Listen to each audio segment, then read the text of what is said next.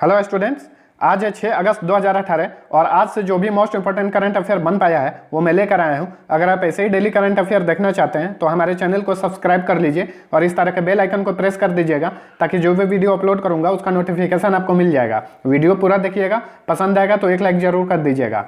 आज के current affair का PDF नीचे डिस्क्रिप्शन से डाउनलोड कर सकते हैं। कल जो मैंने क्वेश्चन पूछा था लास्ट में, उसका आंसर मैं लास्ट में ही बताऊंगा। लास्ट में 2 क्वेश्चन और करूंगा जिसका आंसर आपको नीचे कमेंट में लिखना है। अब चलिए शुरू करते हैं आज का करंट अफेयर। पहला क्वेश्चन है, नानजिंग में आयोजित महिला सिंगल में बैडमिंटन वर्ल्ड फेडरेशन चैंपियनशिप 2018 किसने जीता है? कैरोलिना मरिन ने जीता है। इसका ऑप्शन ए राइट आंसर होगा। इन्होंने PV सिद्धू को हराकर जीता है। PV सिद्धू भारत की हैं, ठीक है। तो कैरोलिना मरिन को ये जीती हैं, इन्हें गोल्ड मेडल मिला है और PV सिद्धू हारी हैं, इन्हें सिल्वर मेडल मिला है।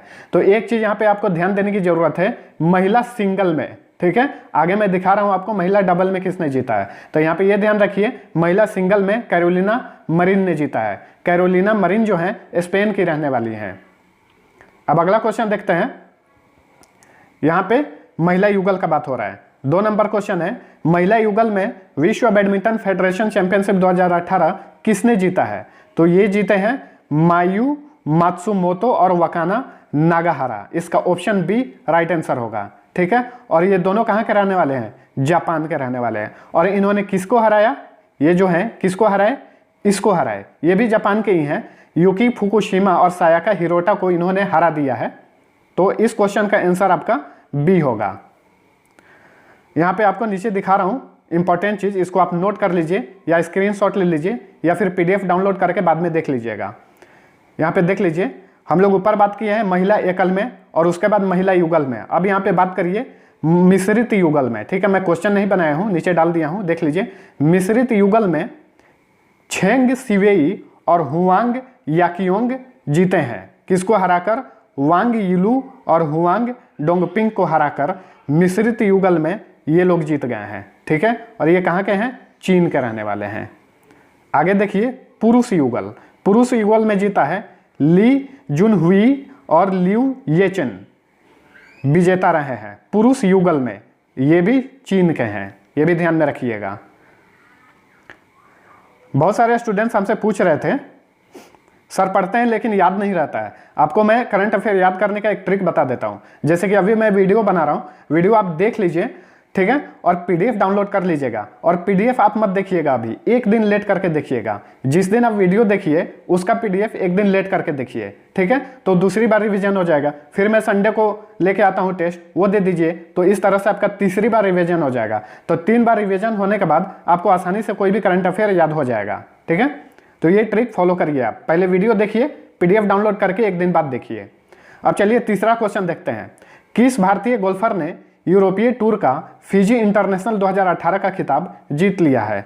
ये जीते हैं गगनजीत भुल्लर। इसका ऑप्शन सी राइट आंसर होगा, ठीक है। शिव कपूर भूल से भी नहीं मारिएगा। शिव कपूर बहुत फेमस खिलाड़ी हैं, लेकिन ये जो खिताब है ये जीते हैं गगनजीत भुल्लर जीते हैं, ठीक है। और ये गगनजीत भुल्लर जो है ये ऑस्ट्रेलियाई टूर पर जीत दर्ज करने वाले पहले भारतीय भी हैं। ये पहले ऑस्ट्रेलियाई टूर पर जीत दर्ज कर चुके हैं, जो कि पहले भारतीय थे, ठीक है।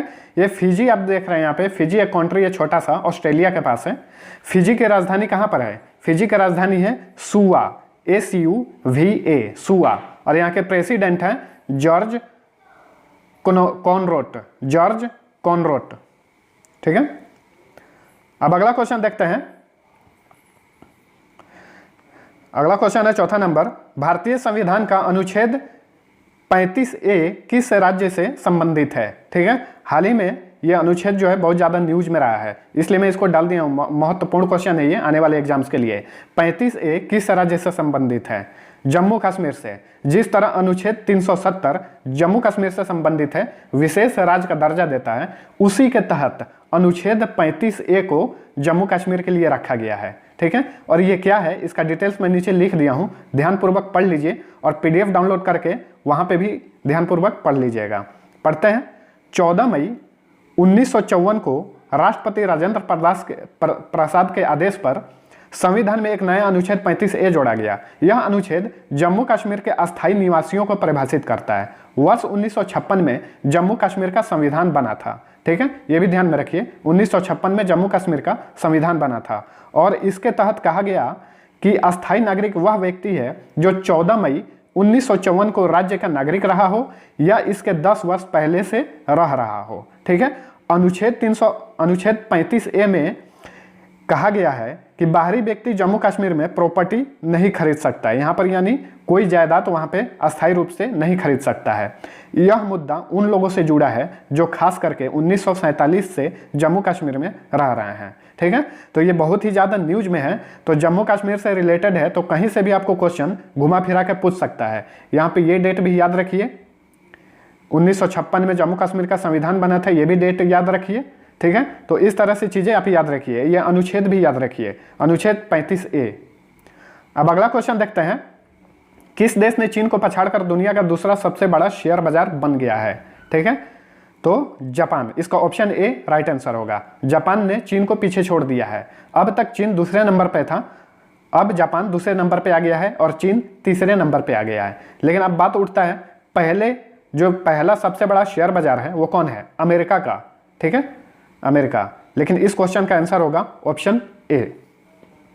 इसी के साथ हम लोग बात कर लेते हैं अमेरिका जो है शेयर मार्केट के साथ 31 ट्रिलियन डॉलर 31 ट्रिलियन डॉलर के साथ शेयर मार्केट में पहले स्थान पर है। जापान जो है 6.17 ट्रिलियन डॉलर के साथ दूसरे स्थान पे आ गया है। ठीक है, जापान की राजधानी है टोक्यो। कुछ चीज़ें बता दे रहा हूँ, ध्यान से सुन लीजिए। जापान की राजधानी है टोक्यो और यहाँ के प्राइम मिनिस्टर हैं शिंजो आबे। एक चीज़ और जान जाइए, जापान की राजधानी टोक्यो में 2020 का ओलंपिक खेल भी होने वाला है। अब चलिए अगला क्वेश्चन देखते हैं, 6 नंबर। पर्यटन मंत्रालय ने किस तिथि को देश भर में 2018 का पर्यटन पर्व आयोजित करने की घोषणा की है? ठीक है, 16 सितंबर से 27 सितंबर के बीच पूरे भारत में पर्यटन पर्व के रूप में मनाया जाएगा। इसका ऑप्शन बी राइट आंसर होगा। ठीक है, पर्यटन पर्व, अब यहाँ पे पर्यटन पर्व है, पर्यटन दिवस कब मनाया जाता है? पर्यटन दिवस हर वर्ष 27 सितंबर को मनाया जाता है। ठीक है, तो पर्यटन पर्व जो आयोजित होगा वो आखिरी दिन यानी पर्यटन दिवस के दिन ही समाप्त होगा। भारत के इस वक्त पर्यटन मंत्री कौन है? वो है अल्फोंस कन्नथानम। अगला क्वेश्चन देखते हैं, हाल ही में किस कंपनी ने डिजिटल साक्षरता लाइब्रेरी लॉन्च किया है? फेसबुक ने लॉन्च किया है। इसका ऑप्शन सी राइट आंसर होगा। फेसबुक के संस्थापक कौन है? Mark Zuckerberg. इसका उद्देश्य क्या है? डिजिटल साक्षरता लाइब्रेरी का उद्देश्य क्या है? युवाओं को ऑनलाइन टेक्नोलॉजी में सुरक्षा के बारे में जानकारी प्रदान करना। इस लाइब्रेरी में सेफ्टी के पर्याप्त सामग्री उपलब्ध हैं। ठीक है, और 11 से 18 वर्ष के युवाओं के लिए यह सेफ्टी तकनीक हार्वर्ड यूनिवर्सिटी द्वारा बनाया गया है। ठीक है, अगला क्वेश्चन देखते हैं, हाल ही में लोकसभा द्वारा 2/3 बहुमत से पारित 123वां संवैधानिक संशोधन किससे संबंधित है? यह भी इंपॉर्टेंट क्वेश्चन है आने वाले एग्जाम्स के लिए। राष्ट्रीय पिछड़ा वर्ग आयोग से संबंधित है। इसका ऑप्शन सी राइट आंसर होगा। ठीक है, इसका उद्देश्य क्या है? ठीक है, वो मेन चीज जान जाइए। इसके तहत राष्ट्रीय पिछड़ा वर्ग आयोग को राष्ट्रीय अनुसूचित जाति आयोग की तरह वैधानिक मान्यता दी जाएगी। ठीक है, तो लोकसभा ने पारित कर दिया है। लोकसभा के बारे में कई बार आपको बता चुका हूं, लोकसभा में मैक्सिमम सीट 552 हो सकता है, लेकिन इस वक्त 545 सीट है। ठीक है, इस वक्त 545 सीट है, जिसमें से 2 सीट जो है राष्ट्रपति द्वारा एंग्लो इंडियन से मनोनीत किया जाता है। लोकसभा सीट जो होता है, लोकसभा जो होता है वो सदन का निचला सदन होता है। ठीक है, लोकसभा के इस वक्त अध्यक्ष कौन है? सुमित्रा महाजन। 9 नंबर क्वेश्चन देखते हैं, MRF FMSCI Indian national rally championship 2018 किसने जीता है? गौरव गिल ने जीता है। इसका ऑप्शन ए राइट आंसर होगा। गौरव गिल जो थे ये मेन ड्राइवर थे और मूसा शरीफ जो थे इनके को ड्राइवर थे। ठीक है, ये आयोजित किया गया था कोयम्बटूर में, तमिलनाडु में है कोयम्बटूर, वहीं पर यह आयोजित किया गया था इंडियन नेशनल रैली चैंपियनशिप। इसमें गौरव गिल ने जीत हासिल कर लिया है। आप यहाँ पे FMACI जो देख रहे हैं इसका फुल फॉर्म क्या होता है? Federation of motor sports club of India. अगला क्वेश्चन देखते हैं। स्टूडेंट्स, वीडियो पसंद आएगा तो एक लाइक जरूर करिएगा। कल भी आप लोगों ने टारगेट पूरा किया था, आज मैं टारगेट रखता हूं आप लोगों का 3000 लाइक का। इसे आप लोग जल्दी से जल्दी पूरा कर दीजिए। अगला क्वेश्चन है 10 नंबर, किस खिलाड़ी ने टेस्ट रैंकिंग में स्टीव स्मिथ को पीछे छोड़कर प्रथम स्थान हासिल कर लिया है? ठीक है, अब तक जो है स्टीव स्मिथ जो थे टेस्ट क्रिकेट में पहले स्थान पर थे, लेकिन अब इनको पीछे छोड़ दिया है कौन? विराट कोहली। हाल ही में इंग्लैंड के खिलाफ ये बहुत ही अच्छा प्रदर्शन कर रहे हैं, जिसकी वजह से इन्होंने टेस्ट रैंकिंग में स्टीव स्मिथ को पीछे छोड़ दिया है। अब तक वनडे इंटरनेशनल में विराट कोहली पहले स्थान पर थे, लेकिन अब टेस्ट में भी पहले स्थान पर आ चुके हैं विराट कोहली।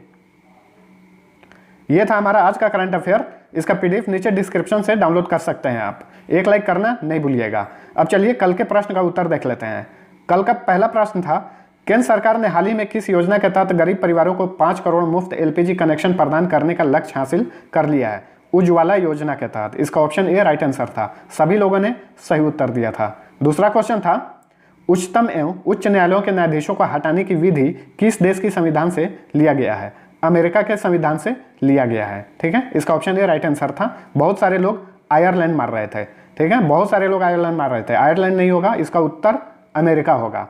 आयरलैंड से क्या लिया गया है? आयरलैंड से नीति निर्देशक सिद्धांत का लिया गया है। अब आज के प्रश्न की तरफ चलते हैं, जिसका आंसर आपको नीचे कमेंट में लिखना है। पहला क्वेश्चन है, इकोनॉमिक थिंक टैंक NCAER, यहाँ पे मैं इसका फुल फॉर्म लिख दिया हूँ, देख लीजिए, के 2018 के रिपोर्ट के अनुसार सबसे अधिक निवेश क्षमता वाले 21 राज्यों और केंद्र शासित प्रदेशों की सूची में कौन शीर्ष पर है? दूसरा क्वेश्चन है, निम्न में से किस राज्य में विधान परिषद नहीं है? सभी राज्यों में विधान सभा होता है, लेकिन सिर्फ 7 राज्यों में, भारत में सिर्फ 7 राज्यों में विधान परिषद है। ठीक है, ये मैं बता दिया आपको।